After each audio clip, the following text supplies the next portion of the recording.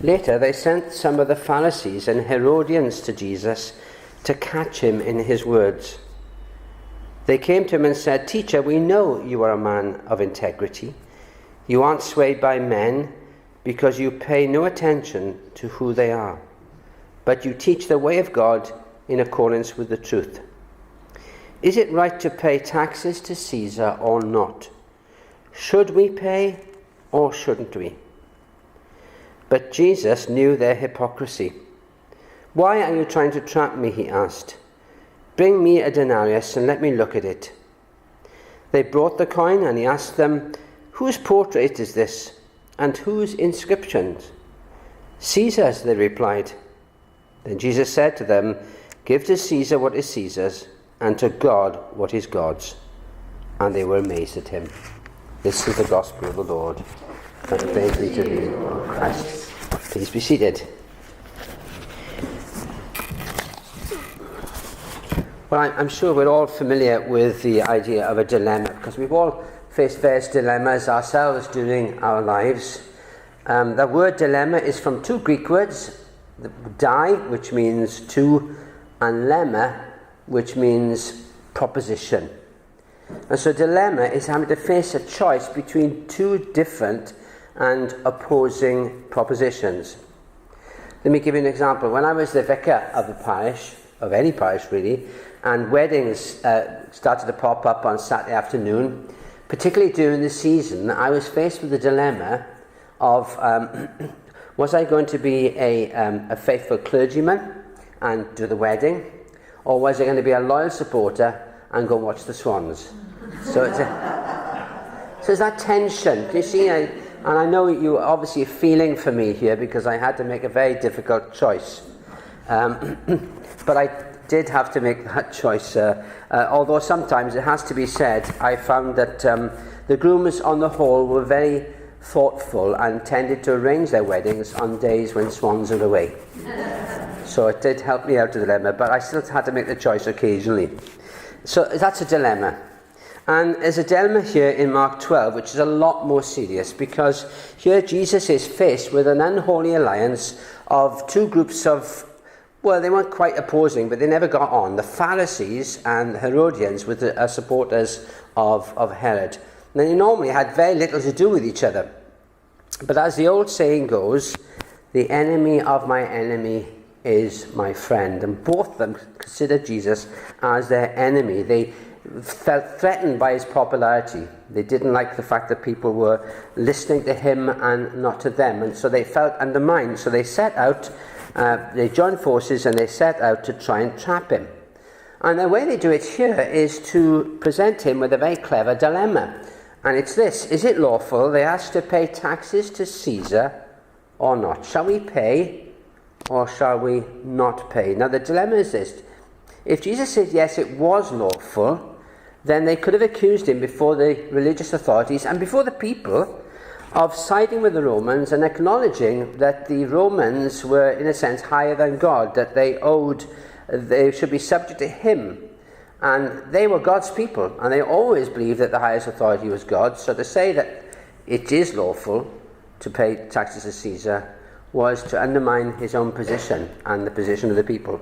And the idea was that he'd lose his authority and the people would turn against him.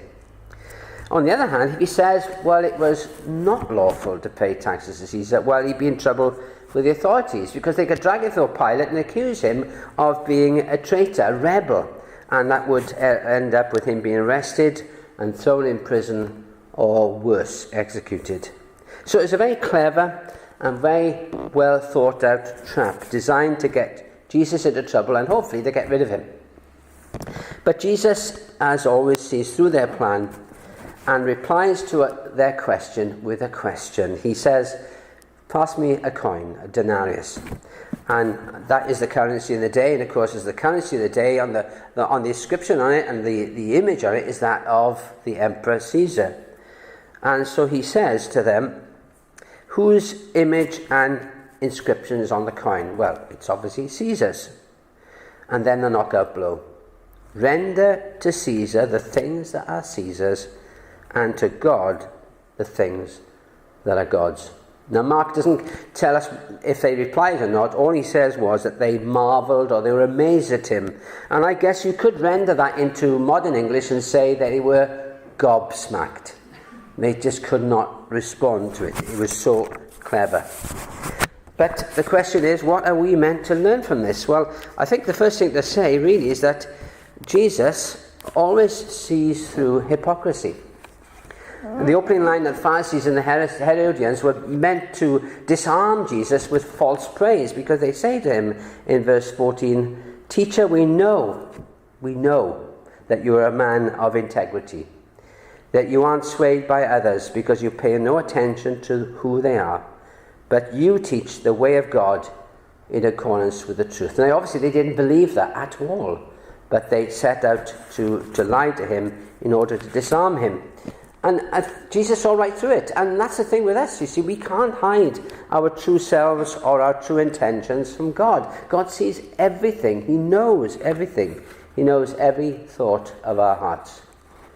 As the old Collect for Purity reminds us, in the old days, before we made a confession, the Collect of Purity used to say this: "Almighty God, and to whom all hearts are open, all desires known, and from whom no secrets are hid." In other words, if you're going to make a confession, be completely honest. Don't hide things from God, because he can see everything.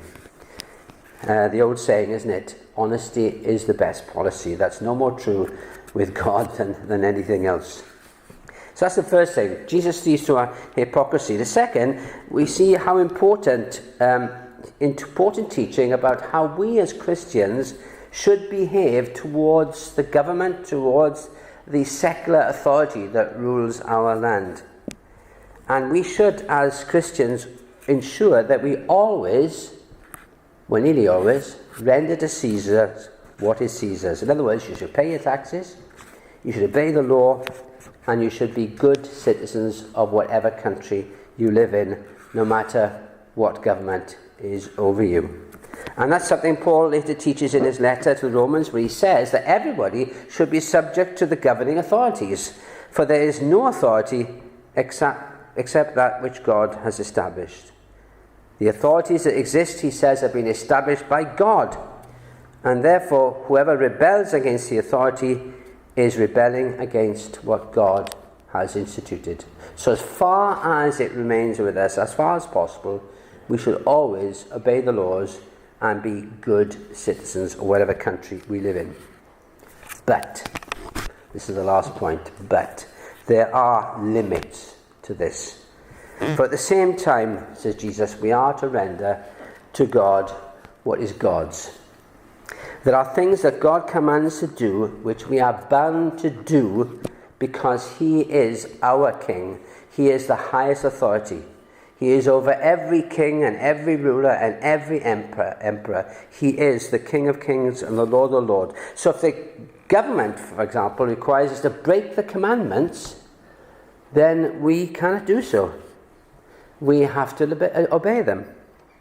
This was the dilemma, if you may remember, in the Second World War, where Hitler ruled Germany and the church was in the dilemma: do we obey the authorities, obey Hitler, because that's what Paul says us to do, or do we obey God? And most of the church, it has to be said, went the obey Hitler route. And only a small part of the church, called the confessing church, went against it and said, no, we cannot be part of this war. We cannot recognize the destruction of the Jews and things like that. We have to make a stand. And as a result, many were arrested, silenced, and executed. So there was a dilemma there in history which caused a lot of problems at the time. And the question we want to really end with this is, did Jesus solve the dilemma that was presented to him? And the answer is no. All he did was set out the criteria on which we should, and the way in which we should deal with a dilemma when it's presented to us. As with all dilemmas, there is no real way out, if you like, for making the decision. You have to make the decision, because it's always about choices. And so the choice is Caesar or God. And ultimately, the answer for every Christian, every time, should be God. Every time. As far as, the secular authorities, of course, don't break the commandments of God. Oh, and by the way, with regards to weddings or swans, I always put weddings first. Just so you know.